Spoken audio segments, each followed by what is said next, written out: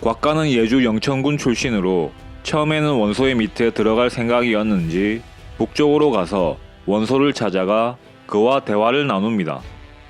원소와의 대화가 끝난 뒤 곽가는 원소의 책사이자 같은 고향 출신인 신평과 곽도를 만나 무릇 지혜로운 자는 섬길 주인을 잘 헤아려야 하는데 이를 통해 자신의 공적과 명성을 세울 수 있어. 내가 원소와 대화를 나눠보니 그는 겉만 번지르르하지 많은 것이 부족한 사람이요. 따라서 그와 함께한다면 천하의 대난을 구제하고 패왕의 업을 이루는 것이 어려울 것 같소. 라는 말을 남긴 뒤 길을 떠납니다.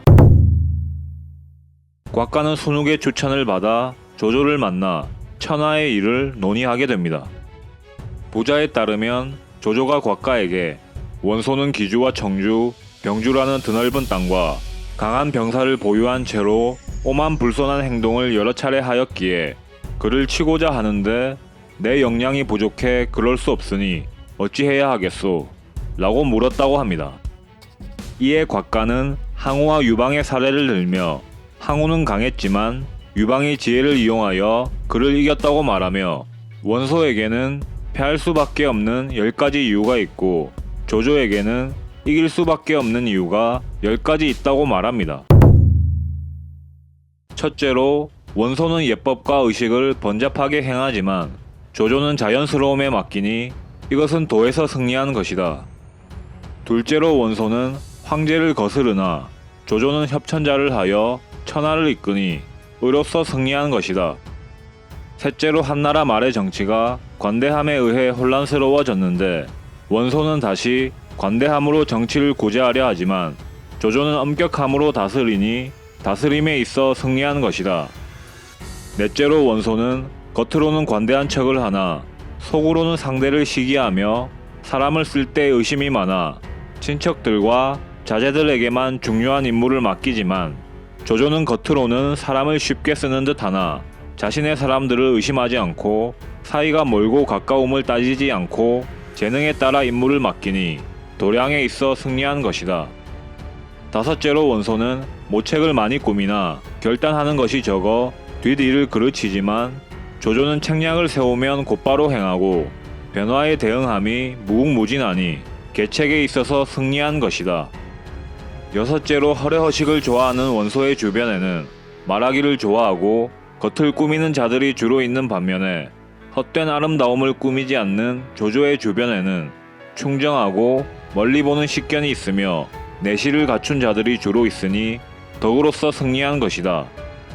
일곱째로 원소는 굶주리고 추위에 떠는 것을 보면 불쌍히 여기나 눈에 보이지 않는 이들에 대한 걱정은 하지 않는데 조조는 눈앞의 작은 일에 대해서는 때때로 소홀할 수 있으나 큰 일에 관해서는 누구보다 신경을 써서 눈에 보이지 않는 이들에게도 그 은혜가 미치니 어짐으로써 승리한 것이다. 여덟째로 원소의 대신들은 서로 권력을 다투어 참언으로 진영을 어지럽히는데 조조는 도로서 아랫사람들을 다스리기 때문에 참언이 행해지지 않으니 현명함으로써 승리한 것이다. 아홉째로 원소는 옳고 그름을 구별하지 못하는데 조조는 옳은 것을 예로써 올리고 옳지 못한 것을 법으로 바로 잡으니 문으로써 승리한 것이다.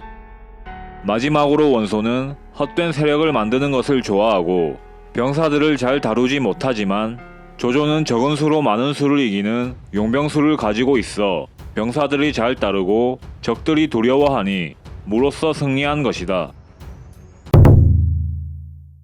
한마디로 곽가는 원소를 어떻게 이겨야 할지 모르겠다고 고민하던 조조에게 조조 너가 킹왕짱이고 원소 걔는 아무것도 아니니 너가 무조건 이길 거라고 극찬을 한 것입니다. 이는 원소에게 항상 후달렸던 조조가 원소를 상대하기 위해 가장 필요했던 것 중에 하나인 자신감을 갖추게 해주려는 곽가의 의도가 있지 않았나 추정해봅니다. 어쨌든 곽가의 극찬을 받은 조조는 기쁘게 웃으며 경이 말한 바와 같은 것들을 내가 무슨 덕으로 감당할 수 있겠소? 라고 대답했다고 합니다. 그리고 곽가는 이후 실무적인 부분도 이야기했는데 원소는 지금 공손찬을 공격하기 위해 원정을 나갔으니 그 틈을 타서 동쪽의 여포를 취하십시오. 먼저 여포를 제거하기 전에 원소가 우리 진영을 공격하러 온다면 여포는 그의 우군이 될 것이니 이는 우리에게 심각한 독이 될 것입니다. 라고 말합니다. 조조는 곽가의 의견에 동의하였고 그와의 대화를 끝마친 뒤 다른 사람들에게 내가 대업을 이룰 수 있게 만들어줄 사람이 바로 이 사람이다 라고 말했다고 합니다. 또한 곽가도 조조와 대화를 나눈 뒤 기뻐하며 실로 내 주인이시다 라고 말했다고 합니다. 여포에게 패한 유비가 조조에게 귀의하러 왔을 때 곽가가 조조에게 어떤 의견을 제시했는가에 대해서 위서와 부자의 기록이 다릅니다. 먼저 위서에 따르면 곽가는 조조에게 영웅의 명성을 가진 유비가 지금 궁박한 처지가 되어 기부하러 왔는데 이를 해친다면 현명한 이를 해쳤다는 악명을 얻을 것입니다. 그리 되면 지혜로운 선비들이 장차 스스로 의심을 품어 마음을 바꿔먹고 다른 주인을 택할 것이니 공은 누구와 더불어 천하를 평정할 것입니까? 라며 유비를 죽이면 안 된다고 말합니다. 하지만 부자의 기록을 보면 곽가가 조조에게 말하길 유비는 영웅의 재능을 갖췄고 사람들의 마음을 크게 얻고 있습니다. 장비와 간우는 모두 만인 지적으로 그를 위해 사력을 다합니다. 그리고 저 곽가가 보건대 유비는 끝내 남의 밑에 있을 사람이 아니니 그가 우환이 되기 전에 빨리 제거해야 합니다. 라고 했다고 하며 이후 유비가 거병하여 반역을 하니 조조는 곽가의 말을 따르지 않았던 것을 한스러워하였다고 합니다. 조조는 여포와의 전투에서 연전연승을 하며 여포를 밀어붙였고 결국 여포는 합의성에 틀어박힙니다. 하지만 계속된 전투로 병사들이 피로하고 고달파하니 조조는 할 수 없이 군대를 퇴각시키려 합니다. 이때 곽가는 순유와 함께 조조를 찾아가 여포는 연전연패하여 기세를 잃었으니 계속해서 밀어붙여야 한다고 말하며 기수와 사수의 물을 끌어들여 성에 홍수가 나게 하는 계책을 진언하여 여포를 사로잡는데 큰 역할을 합니다.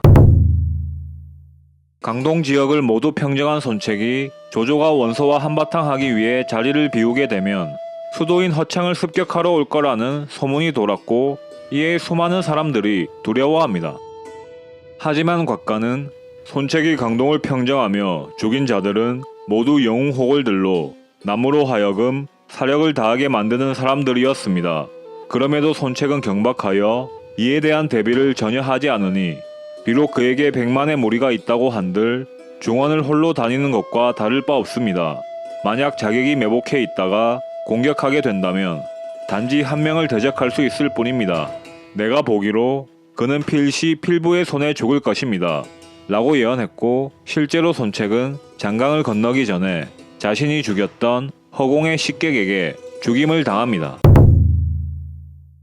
유비가 반란을 일으켜 서주를 점거하자 조조는 유비를 공격하려 했는데 여러 신하들이 유비를 공격하러 나섰다가 원소가 배후를 습격하면 양쪽에서 공격을 받을 상황에 처할까 우려합니다. 이에 조조가 곽가에게 의견을 묻자 곽가는 원소는 그 성정이 더디고 의심이 많으므로 설령 쳐들어오더라도 빨리 오지는 않을 것입니다. 유비는 이제 막 거병하여 사람들의 지지를 완벽하게 받지 못하기 때문에 급히 공격하면 반드시 격파할 수 있을 것입니다. 라고 대답합니다. 조조는 곽가의 의견을 들어 유비를 공격하여 승리를 거두었고 원소는 출병하지 않았다고 합니다. 이후 조조는 원소와의 전쟁에서 승리하였고 원소가 병으로 사망하자 그의 뒤를 이은 원소의 아들들인 원담과 원상도 공격하여 여러 차례 승리를 거둡니다. 연전연승 속에서 여러 신하들이 이 기세를 이어 계속 공격하자고 말하자 곽가가 나서서 원소는 원담과 원상을 모두 사랑하여 적자를 세우지 않았습니다. 그래서 그 둘을 그대로 놔두면 주도권을 잡기 위해 다툴 것인데 우리가 급히 공격한다면 원담과 원상은 서로 도울 것입니다. 그러니 우리는 유표를 공격하는 척 하면서 그들의 사이가 틀어지기를 기다린 뒤에 공격한다면 단숨에 그들을 평정할 수 있을 것입니다. 라고 주장합니다. 조조는 곽가의 의견을 채택했고 실제로 얼마 지나지 않아 원담과 원상 사이에서 내분이 일어나 원상에게 패한 원담이 신비를 조조에게 보내 항복을 청하는 사건이 발생합니다. 조조는 이를 이용하여 원상과 원담의 세력을 기주에서 완전히 몰아내며 기주 지역을 평정하는 데 성공합니다. 하지만 원상은 살아남아 3군 오한 지역으로 도망쳤고 과거 오한족들과 친분을 쌓았던 원소의 영향력 덕분에 원상은 오한족들의 지원에 힘입어 다시 기주 지역을 재탈환하기 위한 움직임을 보입니다. 이에 조조는 원상과 오한을 토벌하기 위해 출병하려 했는데 대다수의 신하들이 조조가 출병한 사이에 유표가 유비를 시켜 허창을 습격할까 우려하며 반대합니다. 그러나 오직 곽가만이 찬성하며 말하길 오한족은 우리가 멀리 떨어져 있다고 믿고 있으니 필시 방비하지 않고 있을 것이고 그 틈을 타 갑자기 공격한다면 격파하여 멸할 수 있습니다. 게다가 과거 원소가 다스리던 사주는 우리에게 복속된 지 얼마 되지 않았기에 이러한 상황에서 형주로 남정을 떠난다면 원상이 오한족과 연합하여 다시 영토를 되찾으려 할 것이니 이게 더 큰 걱정입니다. 그리고 유표는 유비에게 중임을 맡기면 자신이 제어할 수 없을까 두려워하기 때문에 염려할 만한 일은 일어나지 않을 것입니다. 앞서 마찬가지로 조조는 곽가의 의견을 채택했고 결과적으로 오한족의 군대를 격파하여 사주의 지배를 공고히 하는 데 성공합니다. 이처럼 곽가는 구체적인 전술이나 세부적인 책략을 내기보다는 주로 큰 그림을 그리며 큰 틀에서 어떻게 움직여야 하는가와 같은 의견을 제시하는 전략가로서 조조에게 큰 힘이 되었습니다. 곽가는 오한 정벌에서 돌아온 뒤 병이 위독해졌다고 합니다. 이에 조조는 병문안하는 사람을 끊임없이 보낼 정도로 그를 걱정했지만 결국 곽가는 38세의 나이에 병사합니다. 조조는 곽가의 죽음을 매우 슬퍼하였고 소뉴 등에게 말하길 제군들의 나이는 나와 동년배이나 오직 곽가만이 가장 젊었소. 천하의 일이 끝나면 뒷일을 그에게 맡기려고 하였는데 중년의 나이에 요절하니 이것이 운명인가 보. 그리고는 다음과 같은 표문을 올려 곽가를 기립니다. 곽가는 매번 대의가 있을 때마다 적을 맞아 변화를 제어하는 계책을 내어놓았고 신의 계책이 결정되지 않았을 때는 늘 곽가가 이를 이루도록 해주었습니다. 천하를 평정하는 데에 있어 그가 도모한 공이 높습니다. 그러나 불행히도 명이 짧아 사업을 다 끝내지 못했습니다. 곽가의 공훈을 생각해보면 실로 잊을 수 없습니다. 곽가는 통달하여 일이나 사건에 대한 이치에 밝았기에 조조는 매번 오직 곽가만이 내 뜻을 잘 안다 라고 평가했다 합니다.